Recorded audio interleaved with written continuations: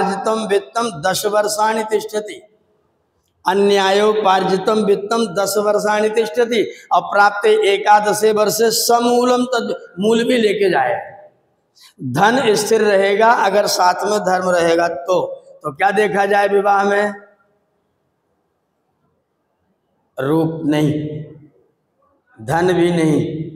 अगर दोनों बुद्धिमान हैं तो धन की कमी रहेगी, और दोनों मूर्ख हैं तो धन चाहे जितना दे तो कितने दिन रहेगा? चलेगा? नहीं चलेगा। चाहे जितना धन दे दो, अगर दोनों समझदार नहीं हैं, करोड़ करोड़ रुपए लगा के विवाह करेंगे, तीसरे महीने बेटी आके घर बैठ जाएगी, दोबारा नहीं जाएगी। ये आपके यहाँ भी घटित हो रहा होगा। नाम भी ले सकता हूं पर नहीं लूंगा। करोड़ करोड़ रुपए लगा, कानपुर में बिस्किट व्यापारी ने अपने लड़के के बुआ 5 करोड़ लगा के किया। लड़के ने लड़की को लड़की के बाप के द्वारा दी गई गाड़ी में बिठाल के अपने दुष्ट दोस्तों के हाथ पकड़ा के गाड़ी छोड़ के पुलिस थाने में आया और कहा मेरी पत्नी का अपहरण हो गया है। लड़का अपनी पत्नी को दुष्टों के हाथ में गाड़ी सहित दे के और थाने में सीधा आया और बोला कि मेरी पत्नी का अपहरण हो गया है। उस पत्नी की लाश और गाड़ी सड़क के किनारे दूसरे दिन सवेरे पुलिस को मिली। जब पता किया गया तो पता लगा कि होटल में से पति पत्नी साथ में खा के निकले थे, गाड़ी में साथ साथ बैठे थे, और इसने दोस्तों के साथ में अपनी पत्नी को खुद बिठाला था गाड़ी के साथ और खुद उतर गया था। वो होटल के बाहर लगे कैमरे में फोटो में आ गया और वो सीधा सीधा पकड़ा गया। अब जेल में श्रीमान जी मौज कर रहे हैं। विवाह हुआ था 5 करोड़ रुपए खर्च करके, दोनों अच्छे उद्यमी थे। क्या देख के विवाह किया जाए? समावर्तन हुआ है बच्चे का, समावर्तन। समावर्तन के बाद वर्ण मिला करके, दोनों लोगों का वर्ण मिला करके, और फिर उनका यदि विवाह किया जाएगा तो फिर वो लोग विवाह करेंगे। जब विद्यार्थी का समावर्तन तो घर ला करके तो उसे 7 नदियों के जल से स्नान कराया जाता है। मातृ पूजन होता है। मातृ पूजन माने माताओं के द्वारा आए हुए ब्रह्मचारी का स्वागत। मातृभी पूजनम, मातृ पूजनम, माताओं के द्वारा वर का पूजन। जो विद्यार्थी पढ़ करके आया है तो माताएं उसको 7 नदियों के जल से स्नान कराती हैं। ये 7 नदियों का जल क्यों है जी? ये धरती 7 द्वीप वाली है। सप्तद्वीपा वसुमती।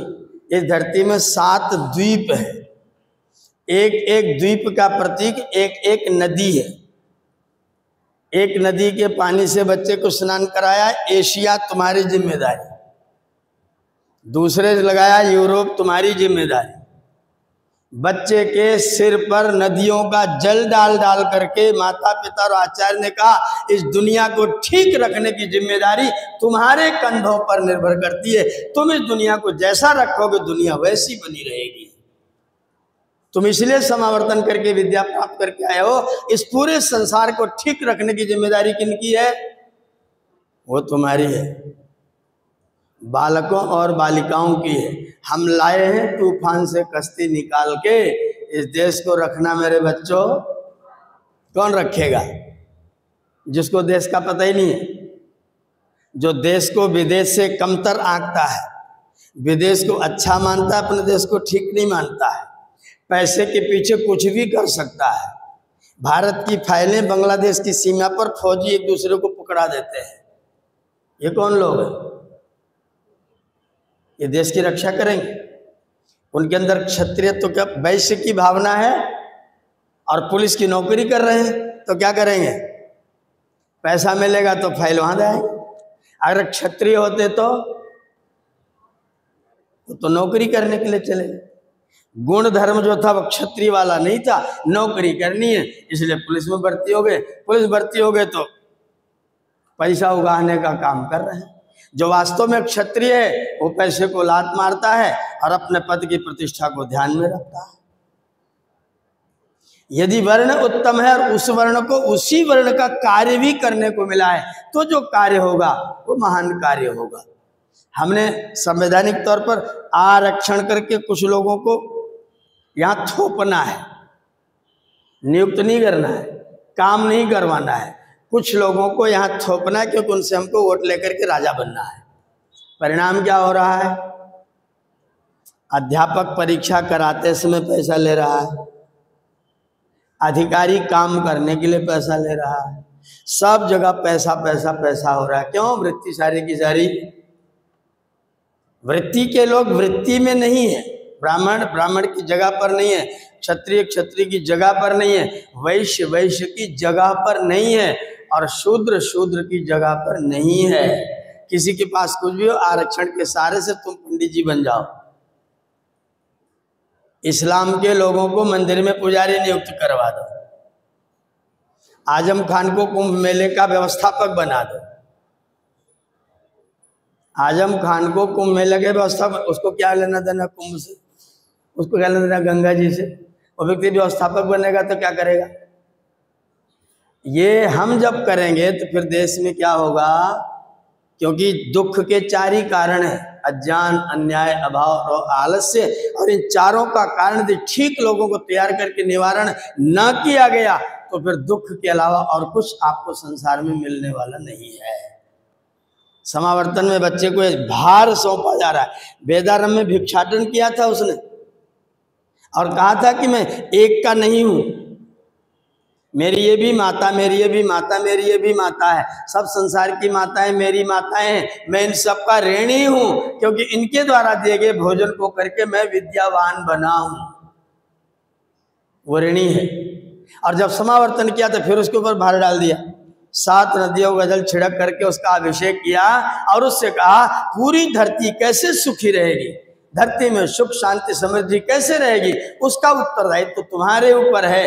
ये करके समावर्तन किया और फिर उसी के वर्ण की कन्या के साथ में उसका विवाह संपन्न कराने की व्यवस्था की गई। इसका नाम क्या है? ये 13वां संस्कार है। संस्कारों के क्रम में विवाह संस्कार है तो 13वें नंबर पर, लेकिन सारे संस्कारों का मूल है, सारे संस्कारों का मूल। विवाह होगा उसके बाद ही पहला संस्कार आएगा, दूसरा तीसरा चौथा पांचवा छठा आएगा। तो पहला संस्कार क्या है? मूल संस्कार क्या है? विवाह। लेकिन विवाह कब होगा? जब पहले से पैदा होकर के लोग जवानी की अवस्था है। तो स्वामी जी ने 13वें नंबर पर विवाह संस्कार को रखा, लेकिन कर्तव्य कितना उच्च कोटि का है। पहली बात, भटकती हुई जीवात्माओं को जन्म दे करके मुक्ति की ओर प्रवृत्त करने का नैतिक उत्तरदायित्व। दूसरी बात, अपने से उत्तम संतान बना करके परमात्मा के आदेश का पालन करना, ईश्वर के आदेश का पालन। आप कोई संतान उनता नहीं बनाते, ये मत समझना मैंने पैदा किया है, बिल्कुल मत समझना। ईश्वर ने आपको उत्तरदायित्व दिया है कि इनको अपने से योग्य बनाने की चेष्टा करो। ये तुम्हारा कर्तव्य है। तुम्हारा कर्तव्य उनके लिए धन कमाना नहीं है। हमने क्या बना लिया? बच्चा कैसे बने? धन वाला होना चाहिए। हमारे उत्तरदायित्व में बच्चे के निर्माण की बात है नहीं, बच्चे को धन कमा के देना। बच्चा ना कमाए तो कोई बात नहीं, पिताजी कमा के उसके लिए जमा करेंगे, उसके लिए मकान बनाएंगे, फिर उसके बच्चों का विवाह करेंगे, फिर उसके लिए व्यवस्था करेंगे। उसको हमेशा जिंदगी भर नालायक कहेंगे। पिताजी अपने ही बच्चे को जिंदगी भर नालायक कहेंगे और उसी नालायक के लिए कमा कमा के धन जमा करेंगे। जो नालायक है उसको लायक बनाने की कोशिश करें कि जमाखोर बनाने की कोशिश करें। पिताजी की कमाई से बच्चा शराब पी रहा है और पिताजी उस बच्चे के लिए भी धन कमा के दे रहे हैं, और क्या करें? गृहस्थी तो जंजाल है, भार हमको ढोना क्योंकि लड़का नालायक है। कैसा दुर्भाग्य है, कैसा दुखमय संसार हमने बनाया हुआ है। जो लड़का आपके आदेश पर नहीं चलता, उसके आदेश पर चलना आपकी मजबूरी है क्या? बच्चा नहीं सोचता कि मेरे माता पिता की पसंद क्या है, हम सोचते हैं बच्चे की पसंद क्या है। बच्चे को क्या पसंद है हम सोचते हैं, वो सोचता है कि पिताजी किस में प्रसन्न होंगे। अगर वो नहीं सोचता तो सारा सोचने का ठेका हमने ले रखा। और सोचने का ठेका लिया है तो फिर परेशानी कौन उठाएगा? फिर गृहस्थ को नरक कौन बताएगा? ये संसार को हमने जानबूझ करके दुखमय बनाया हुआ है। जो मेरी इच्छा के अनुरूप नहीं है, मैं आपका किसी भी प्रकार से सहायक नहीं बन सकता। मेरी भावनाओं के अनुकूल रहोगे तो मैं तुम्हारा सहायक, नहीं रहोगे तो मैं तुम्हारी कोई सहायता नहीं करता। धन्यवाद, नमस्ते। मेरे पुत्र हो तो हो, परमात्मा ने दिया था, मैं असफल हुआ, मैं तुमको अपने से योग्य नहीं बना पाया, मैं परमात्मा के आदेश का पालन नहीं कर पाया, लेकिन अधिक दिन तक नौकरी करना मेरे सामर्थ्य की बात, नमस्ते, धन्यवाद। ऐसे पुत्र लोगों से अभिवादन कर लीजिए। हम क्या करते हैं, पुत्र को नालायक बताते बताते उसकी सेवा करते करते विवाह वो बच्ची का नहीं करेगा, यह सोच के बाबा जी बच्ची का विवाह ढूंढ रहे हैं। मैंने कहा आप क्यों चिंता करो उसके पिताजी? बोले वो तो नालायक है, वो नहीं करेगा, वो करेगा नहीं, इसलिए मेरी चिंता है कि मैं उसका विवाह करके जाऊं। और मैं विवाह करूंगा तो अपने देखिए जो मेरे पास है लड़के को गाली देता रहूंगा और पौत्री का विवाह करता रहूंगा। लड़के की तो मुझे उसको कोई काम आपने नहीं सौंपा तो उसकी तो मौजी मौजे, जो बिना किए मिले तो कोई क्यों करे? बिना किए मिले तो कोई क्यों करे? कोई क्यों जिम्मेदार बने? अगर हमने आरंभ से उसको जिम्मेदारी नहीं सौंपी। एक सज्जन बोले बच्चा पता नहीं कुछ कर पाएगा नहीं कर पाएगा, अभी उसका साथ देना जरूरी है। मैंने कहा कि आप कितने दिन तक जिएंगे इसको गारंटी से बता सकते हैं? कौन बता सकता है? कितने साल तक व्यक्ति नहीं मरेगा इसकी गारंटी कौन ले सकता है? आप कब व्यक्ति को छोड़ के जाएंगे इसका कोई भरोसा? किसी को यह भरोसा हो तो मुझे भरोसेमंद करना, मैं भरोसेमंद बिल्कुल नहीं।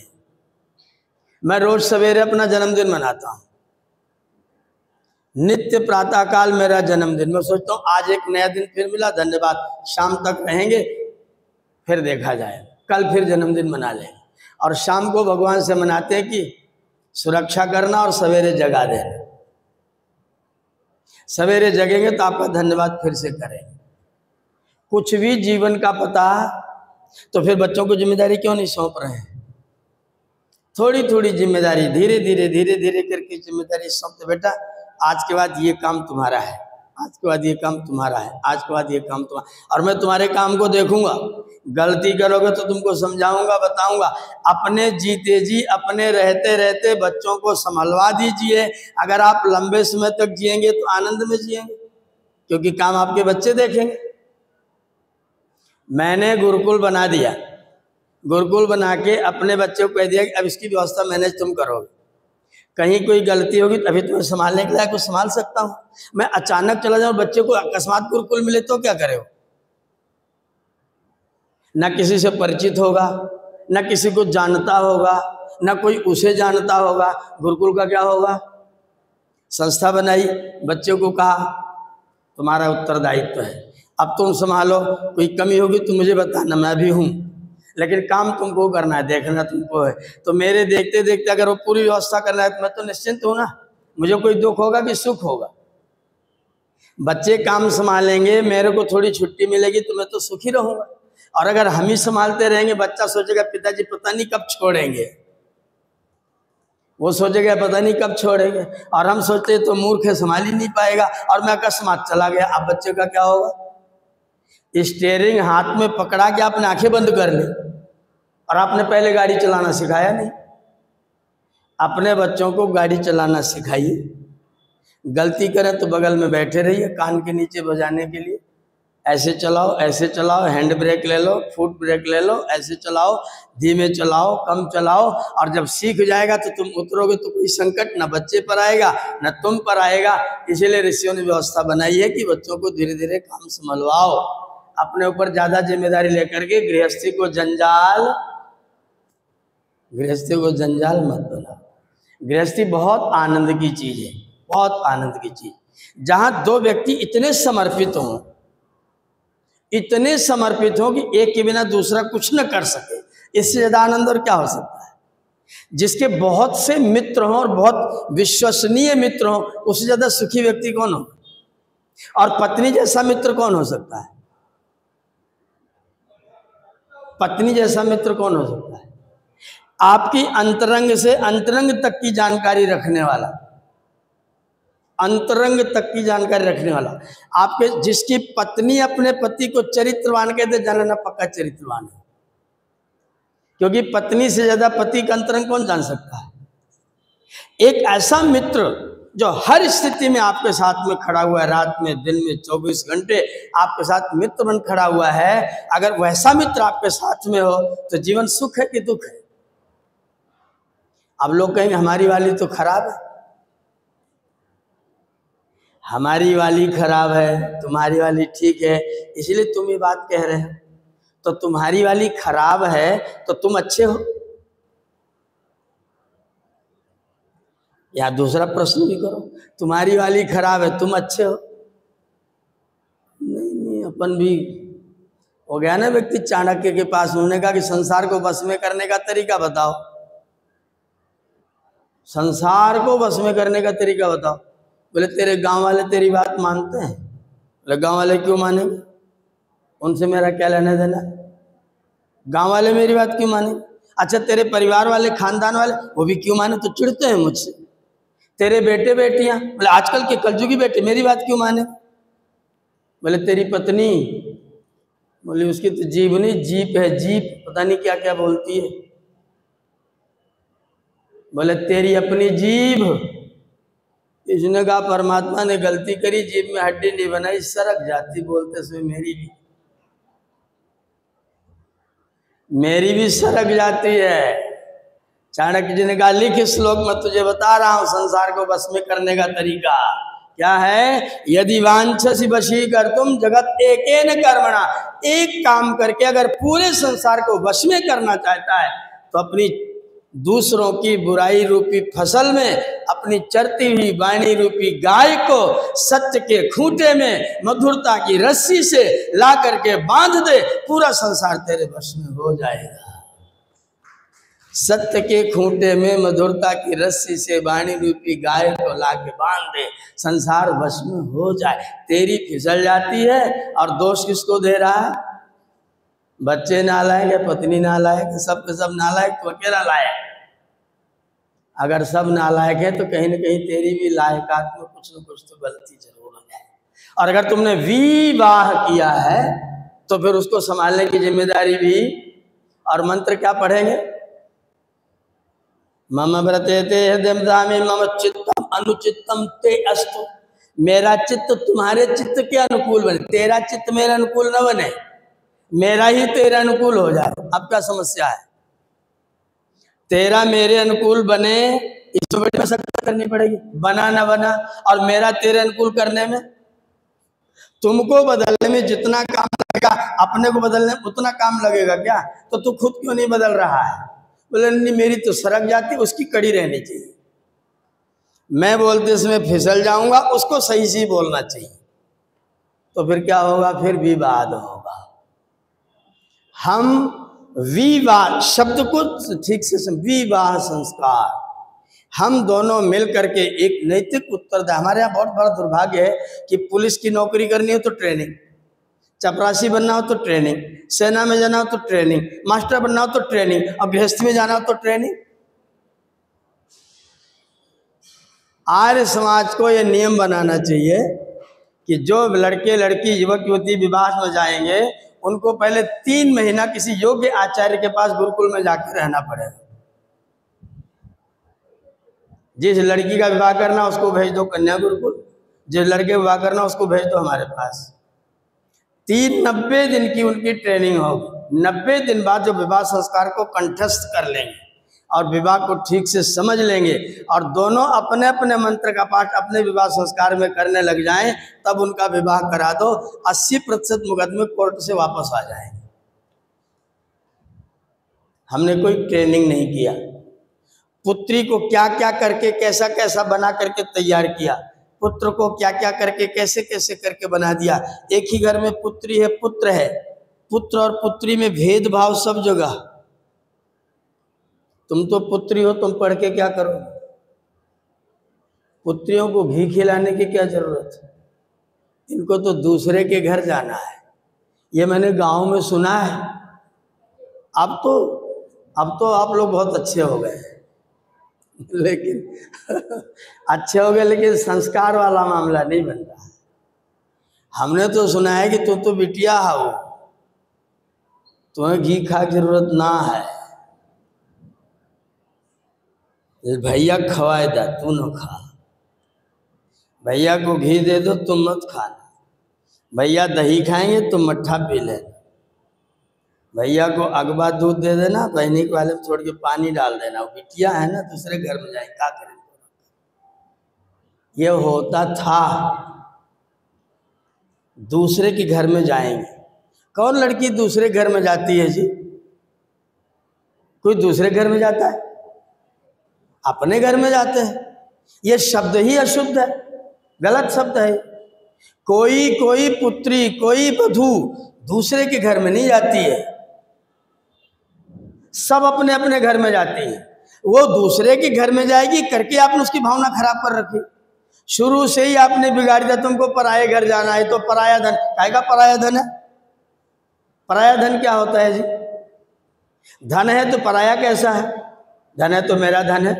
और पुत्री अगर ससुराल में अच्छी रहे तो आपको सुख होगा कि दुख होगा?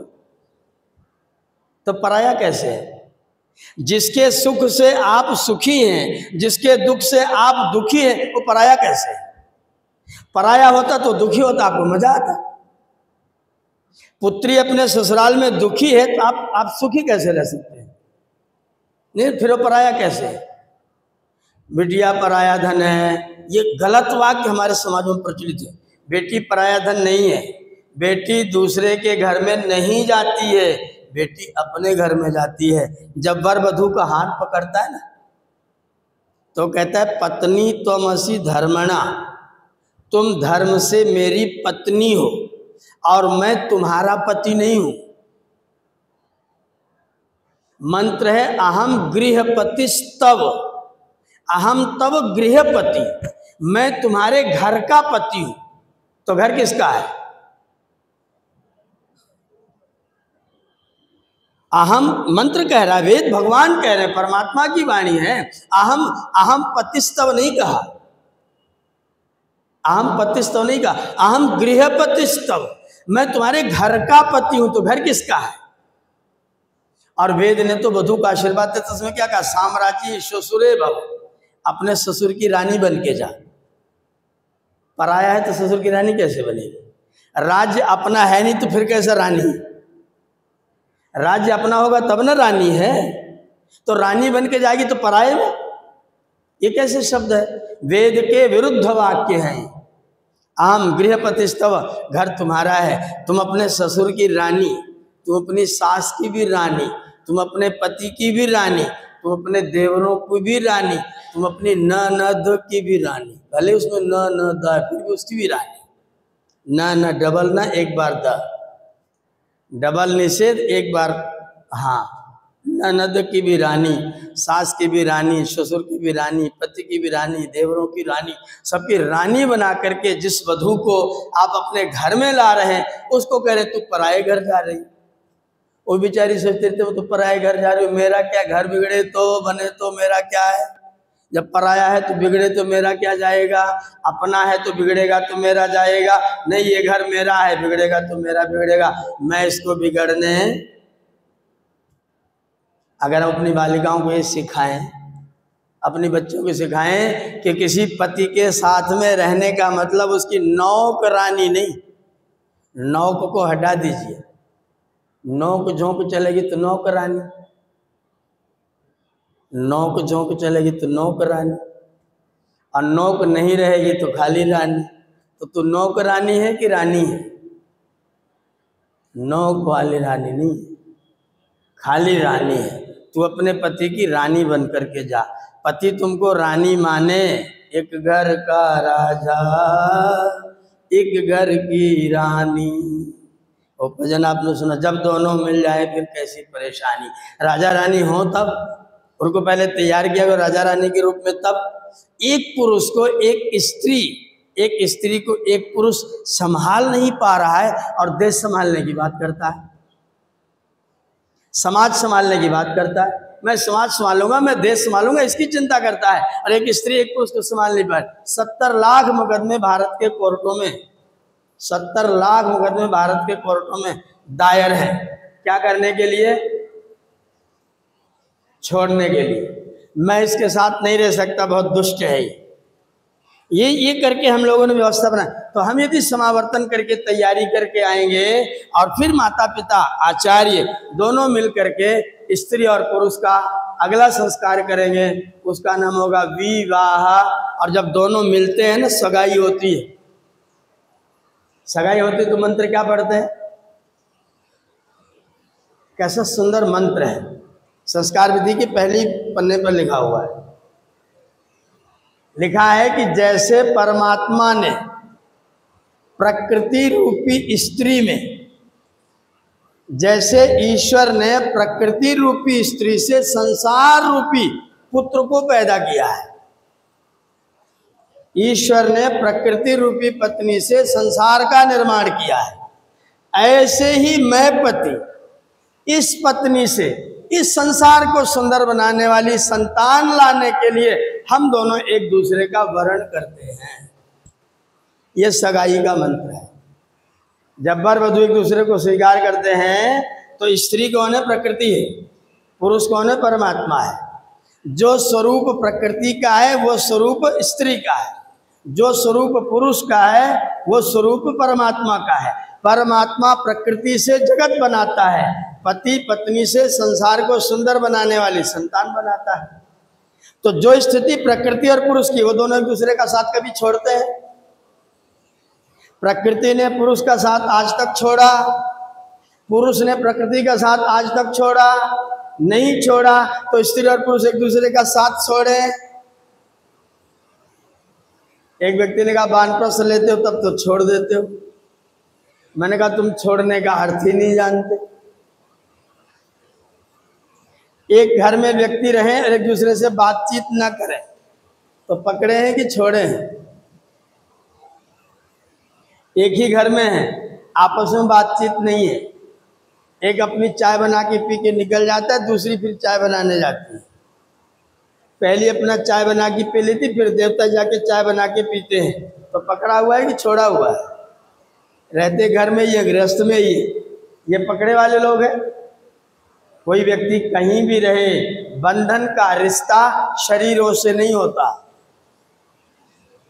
बंधन का रिश्ता हृदयों से होता है। एक व्यक्ति ने मुझसे कहा कि चिल्ला के क्यों बोलते हैं? चिल्ला के क्यों बोलते हैं?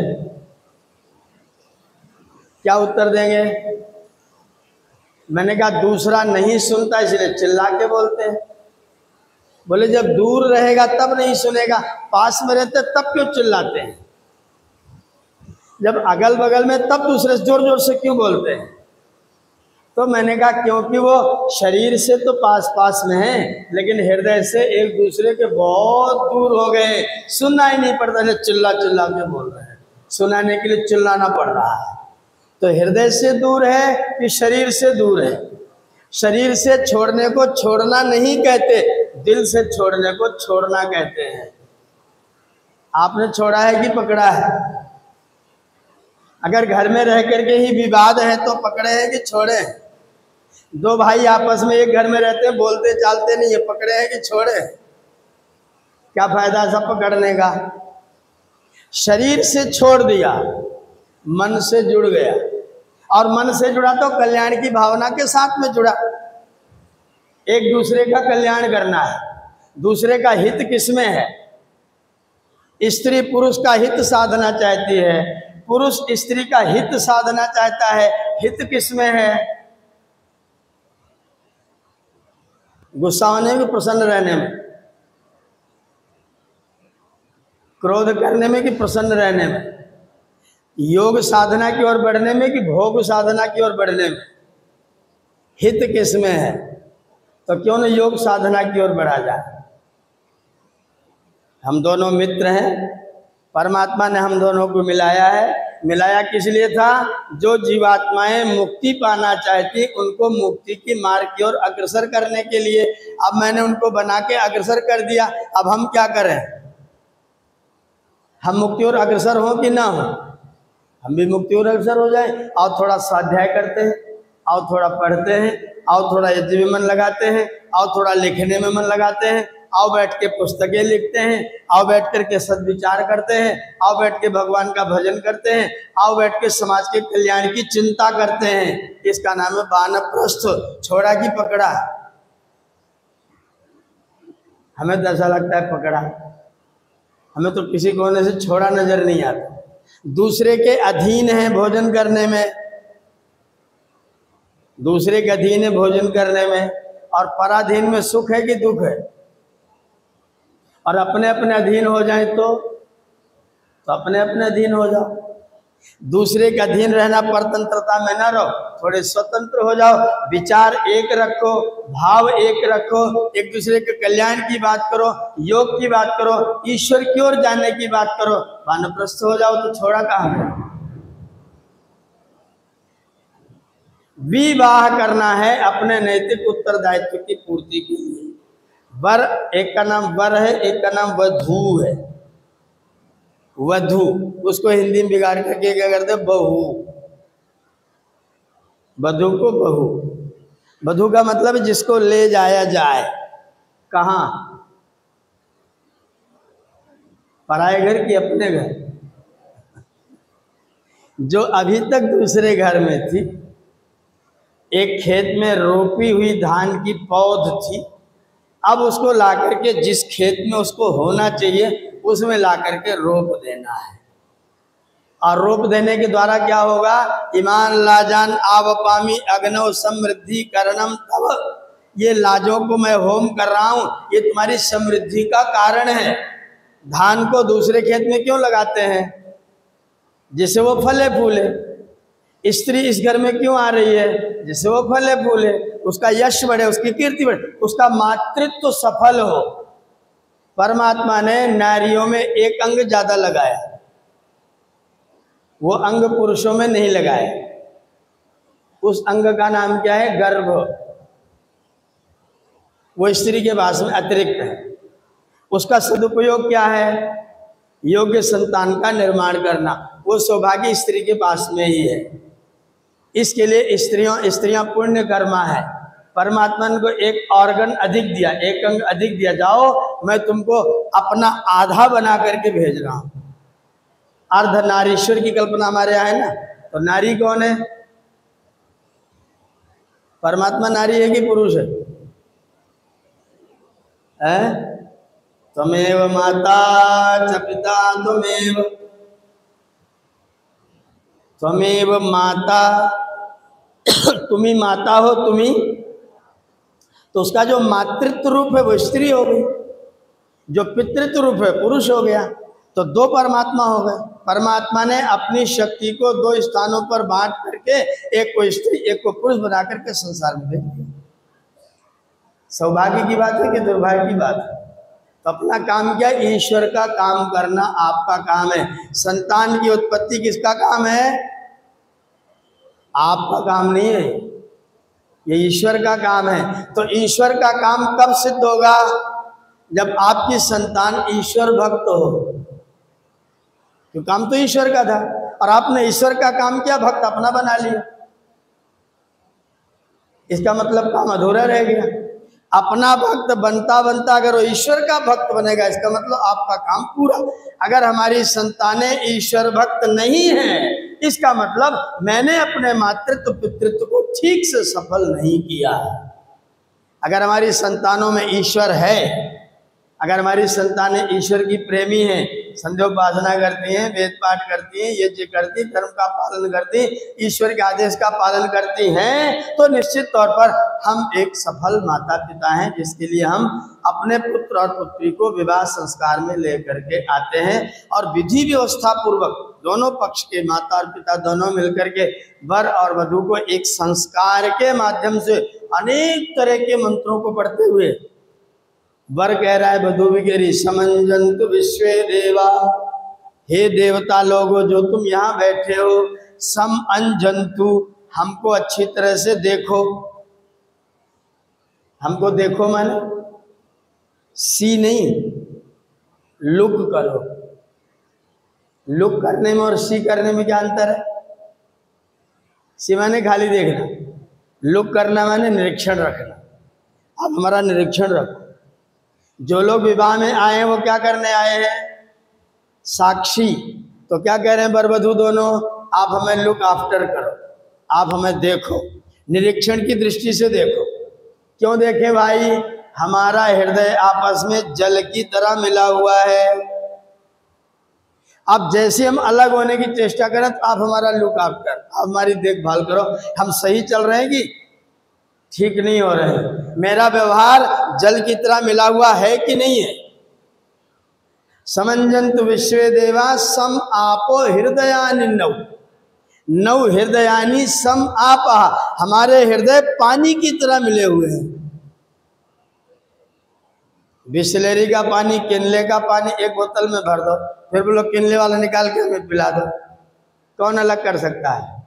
कोई वैज्ञानिक, कोई बहुत बड़ा साइंटिस्ट अलग कर ही नहीं सकता। दूध और पानी को छांट सकते हो, थोड़ा नींबू निचोड़ दो।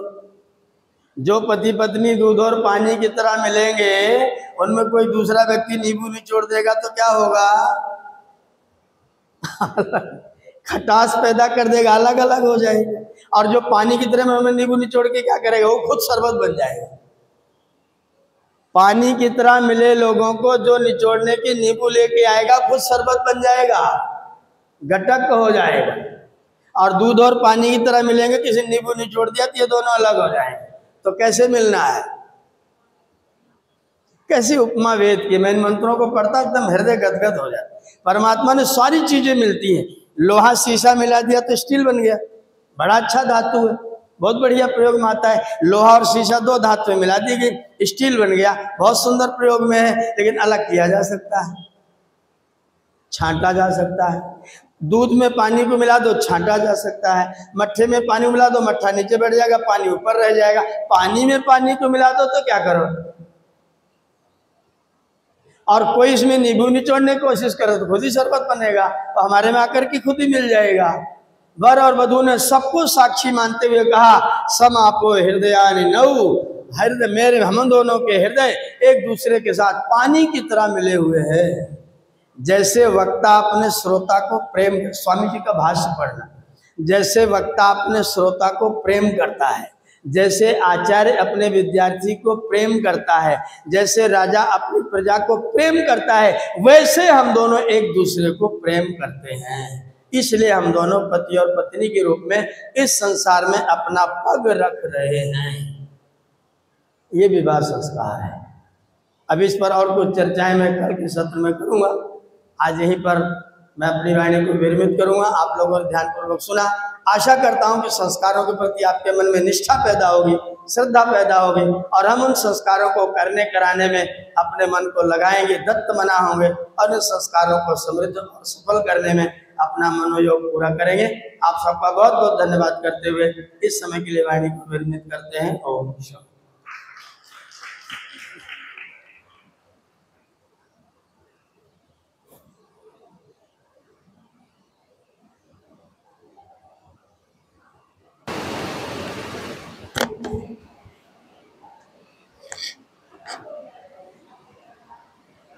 व्रत सनातक, विद्या सनातक, विद्या व्रत सनातक का मतलब विद्या में नहाया हुआ। गृहस्थ ज्येष्ठ और श्रेष्ठ है, जंजाल नहीं है। जो हम इसे जंजाल समझते हैं, आइंदा से हम इसे अच्छा समझें। विवाह गुण कर्म के अनुसार करना चाहिए, रूप और धन देख कर नहीं। गुण कर्म से करेंगे तो सफल होगा विवाह। हमें अपनी बेटियों को पराया धन नहीं कहना चाहिए। बेटियां अपने ससुराल, अपने घर जाएंगी, ये हमें उन्हें शिक्षा देनी चाहिए। हमें यही भाव शुरू से उनके अंदर डालना चाहिए। इन्हीं शब्दों के साथ आज की सभा समापन पर है। आज थोड़ी उपस्थिति अच्छी हुई है, बारिश भी अच्छी हो रही है। कल उम्मीद करेंगे कि और भी अच्छी संख्या में आप लोग आएँ, और भी अच्छे व्याख्यान हम सुनेंगे। आचार्य जी बहुत अच्छा, बहुत सरल भाषा में हमें समझा रहे हैं। अब हम शांति पाठ करते हैं। ओम जय शांति।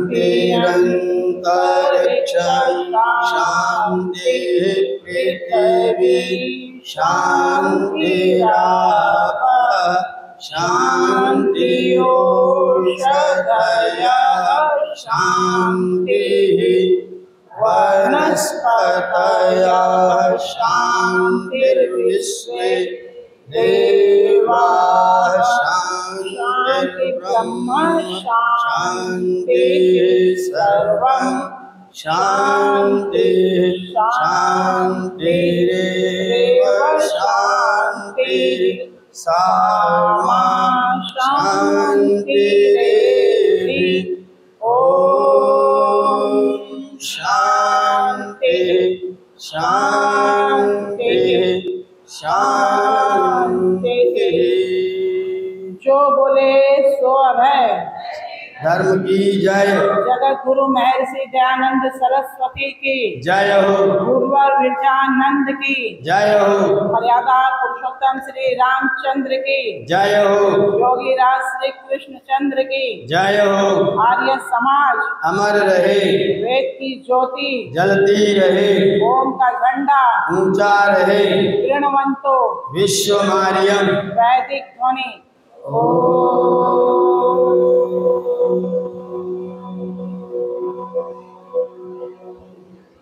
वैदिक अभिवादन सभी को सादर नमस्ते।